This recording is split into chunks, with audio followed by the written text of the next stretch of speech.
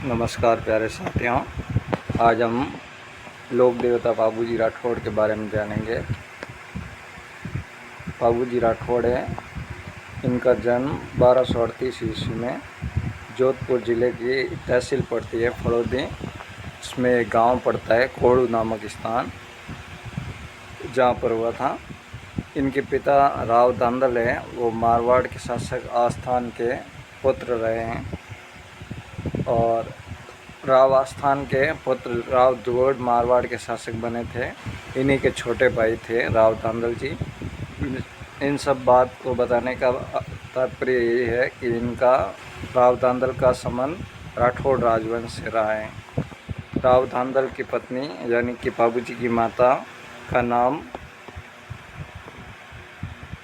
कमलावती था और भाई थे बड़े भाई बुडोजी राठौड़ इनका नाम था, और इनकी बहन थी पेमल दे, जिसका विवाह जयल नरेश जिंदराव खींची के साथ हुआ था।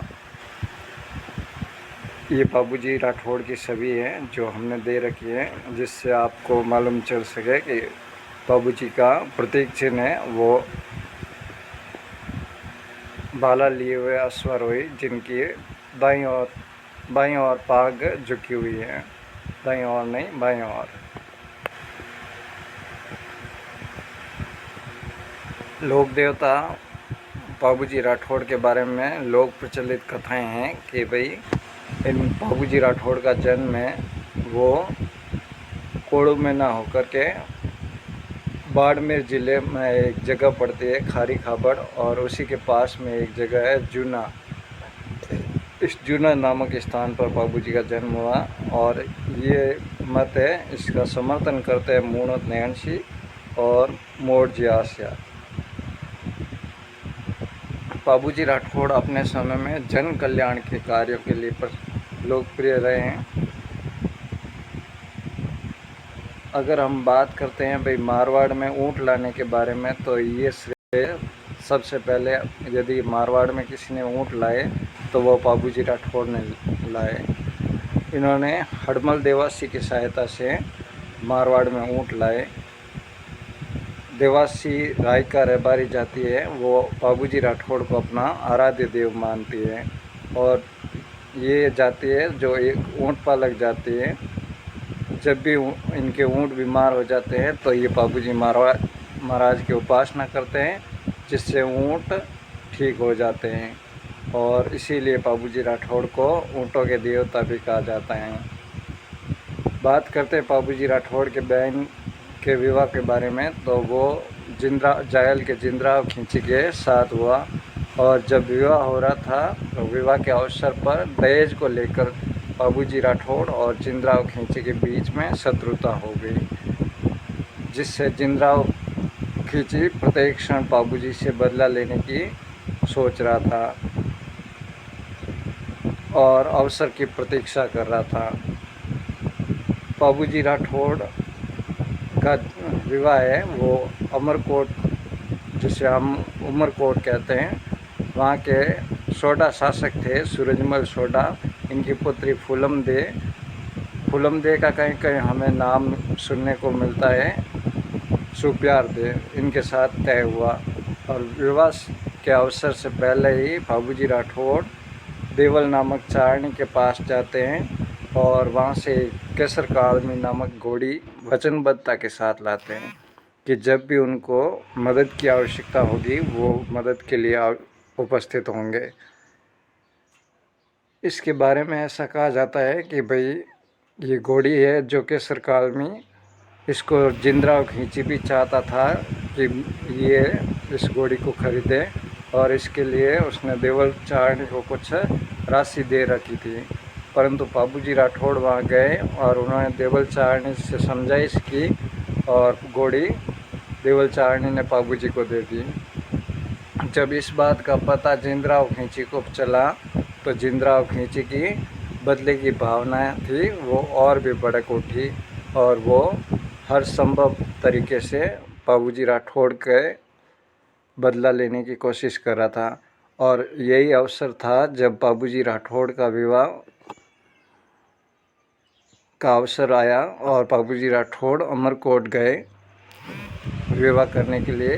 तब अवसर पाकर जिंदराव खींची ने आक्रमण कर लिया और देवल के जो पति थे वो जीवनदान चारण उनको मारकर देवल की गायां अगवा कर ले गया।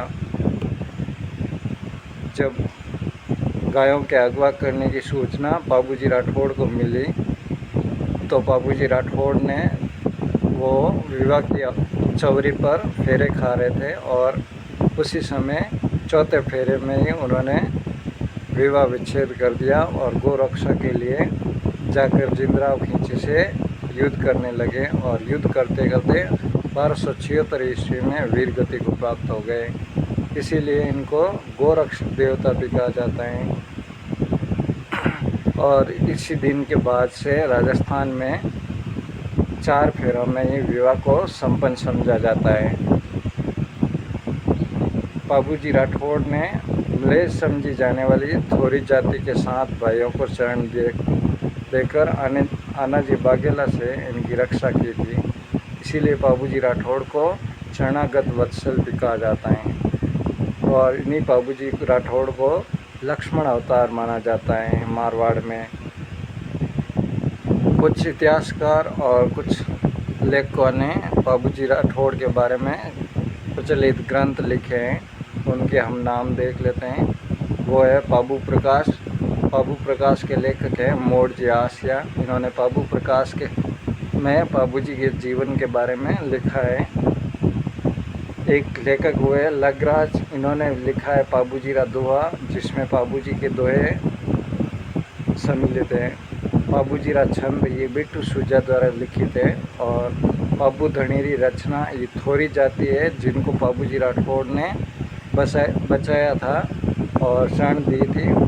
वो बाबूजी राठौड़ के गुणगान करते हैं, वो कहलाती है बाबू धनीरी रचना। बाबूजी री फड़ नायक बोबे होते हैं, वो बाबूजी री फड़ गाकर सुनाते हैं। ये रावण आते के साथ बाबूजी राठौड़ की फड़ का वाचन करते हैं। बाबूजी राठौड़ की फड़ राजस्थान में सबसे लोकप्रिय फड़ है और बाबूजी के शुभ अवसर पर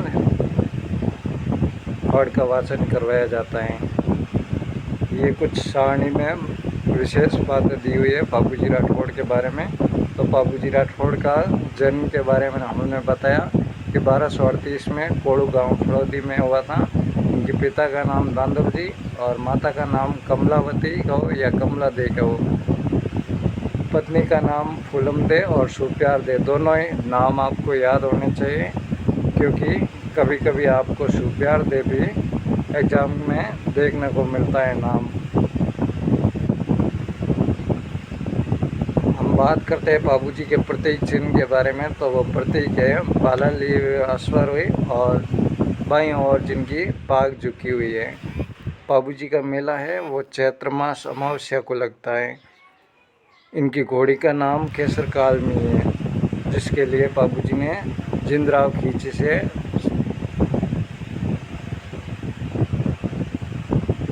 झगड़ा किया और जिसके कारण देवल चारणी की गायें अगवा करके ले गया था जिंदराव खींची, वो केसर कालमी घोड़ी है। तो ये हुए बाबूजी राठौड़ के बारे में कुछ जानकारी। आपको अच्छी लगी हो तो हमारा चैनल सब्सक्राइब और लाइक ज़रूर करें और ज़्यादा से ज़्यादा शेयर करें। धन्यवाद।